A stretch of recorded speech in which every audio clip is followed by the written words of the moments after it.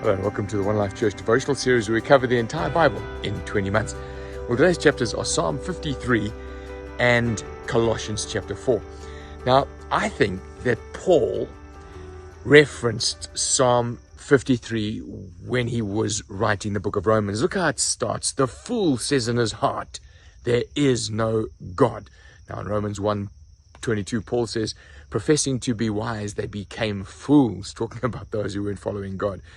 And then he says in verse 3, David does, everyone who turns away, all have become corrupt. There is no one who does good, not even one. And so we understand as Paul was writing about the depravity of man and how all have sinned and fallen short of the glory of God. Now in verse 6, as David ends this psalm, he says, oh, that salvation for Israel would come to Zion. He was anticipating. Now this is not referring to the Babylonian captivity. This is a general salvation coming to the people of God.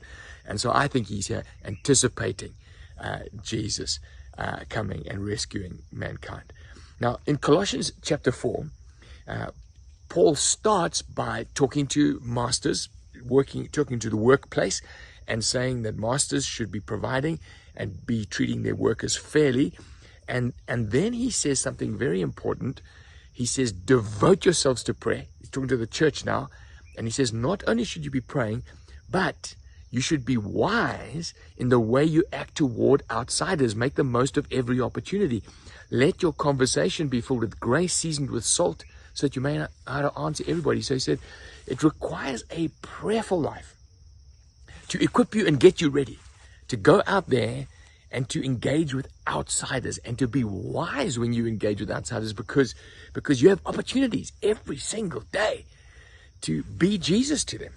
Now the rest of this chapter, Paul goes through a list of companions, ministry partners that he has, makes for fascinating reading. So I'm going to go through them very quickly. Tychicus, not known to the Colossians, but because Epaphras, who had come with them, doesn't look like he's going back to Colossae, Tychicus was sent with the letter. This guy also carried letters to the Ephesians. And in addition to that, in Acts 20, he went with Paul to Jerusalem to bring the gift, the financial gift to the struggling Jerusalem church. So Tychicus was a very good traveler, very reliable companion, but he was a messenger guy. Onesimus, he refers to Onesimus. Now he calls him faithful and beloved brother. He could have said, this is the runaway slave. Remember about him in Philemon? But he doesn't. He says, dearly beloved brother. This is who he is. Receive him as such. Aristarchus is a fellow prisoner with him. He was from Thessalonica. He traveled with Paul. Remember when Paul was seized in Ephesus in the book of Acts? Aristarchus was there. Some commentators, Ramsey is one of them, believe that Aristarchus made himself a slave of Paul so that he could travel with Paul to Rome when Paul was under God.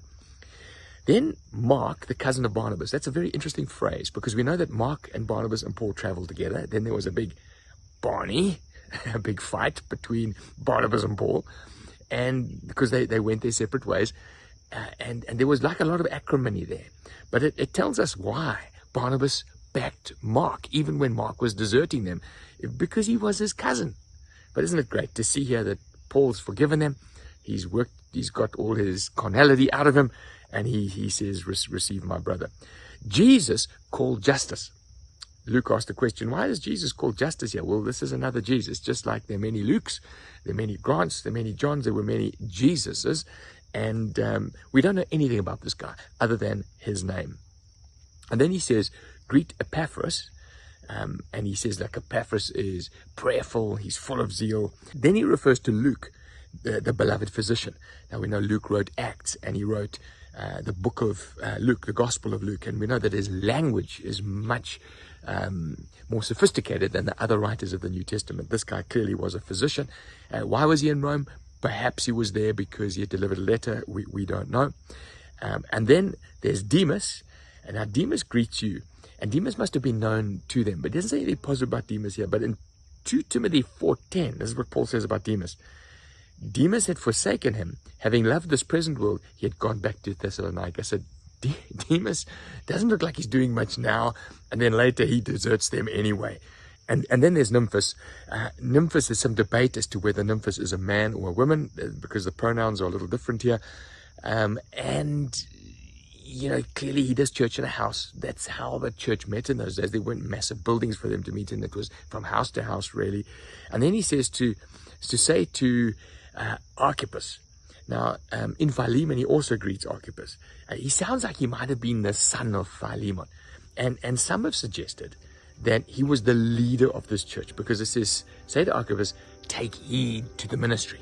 It's interesting he doesn't address him directly, but he says now he's clearly a man of high standing. And he says, listen, discharge the duties that you have in ministry. Anyway, I trust as you comb through that list, you ask yourself the question, God, who have you put around me? And who have I been put around? Because we do this life of ministry together.